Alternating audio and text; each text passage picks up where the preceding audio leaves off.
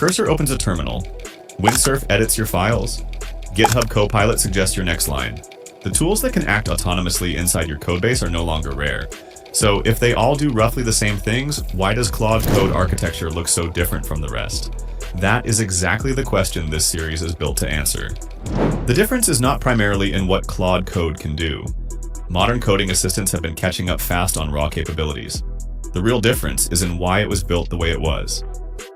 Claude Code is one of the first agentic systems whose architecture was driven by 5 explicitly documented human values, traced through 13 design principles, all the way down to specific implementation choices in the source code. That level of intentional design is rare, and it is what makes it worth studying. And here is the number that makes that concrete. An internal Anthropic survey of 132 engineers and researchers found that roughly 27% of tasks completed with Claude Code were work that would not have been attempted at all without it. Not faster, not easier, simply not done. That is the difference between acceleration and expansion. But the moment you build a tool that can autonomously run shell commands on someone's machine, you inherit a completely new set of problems. What happens when it tries to delete the wrong file?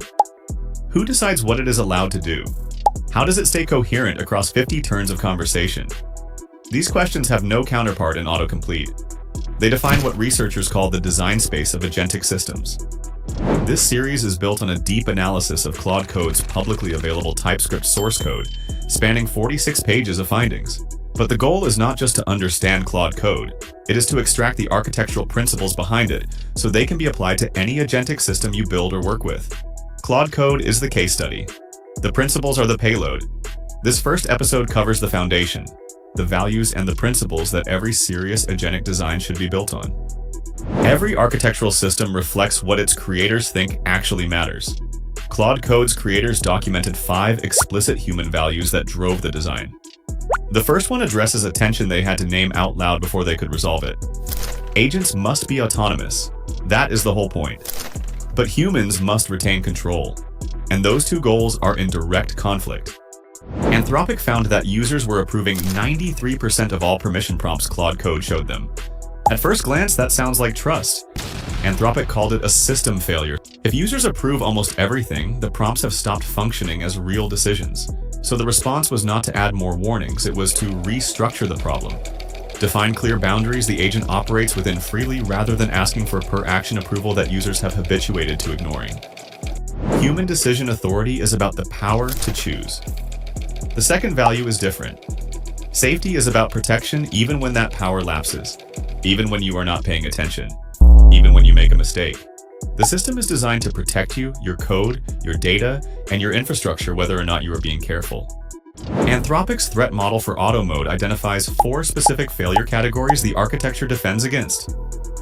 Overeager behavior, where the agent does more than intended. Honest mistakes, where it simply gets something wrong. Prompt injection, where an attacker embeds malicious instructions in content the agent reads. And model misalignment, where the model's behavior diverges from your actual intent. 4 distinct attack surfaces, each requiring a different defense. An agent can pass every safety check and still be unreliable. Not because it crashes, because it drifts. It starts working on the task you described, and by turn 30, it is confidently solving a slightly different problem. Reliable execution means the system does what you actually meant, stays coherent across a long conversation, and supports you in verifying the work before it declares success. The architecture handles this through a 3-phase loop. Gather context, take action, verify results. The harness enforces that loop independently of what the model decides to do. But there is a consequence worth flagging now. The more reliable the agent becomes, the less you check its work. And the less you check, the more you depend on it being right. We will return to that tension in episode 10. The fourth value is not just about making existing tasks faster, it is about making new tasks possible.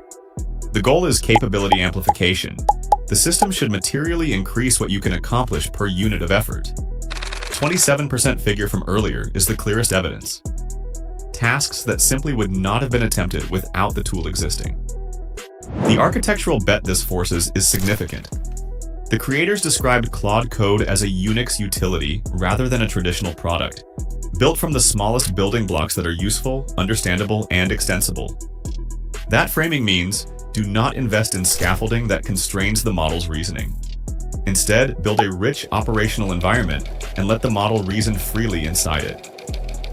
The model's judgment is the asset. The harness makes that judgment reliable and safe.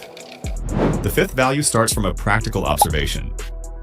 A powerful tool that is inflexible to your specific context is still limited. Your project has its own conventions. Your team has its own tools. Your relationship with the agent evolves the more you use it. Contextual adaptability means the system is designed to fit all of that, and to improve that fit over time. The empirical data here is striking. Automatic approval rates start at around 20% for users with fewer than 50 sessions. By 750 sessions, that rate climbs above 40%. The system does not have a fixed trust level. It has a trust trajectory. Anthropic describes this as autonomy jointly constructed by the model, the user, and the product. Not a setting you configure. A relationship that develops. 5 values. But values do not write code. Between the philosophy and the implementation, there are 13 design principles.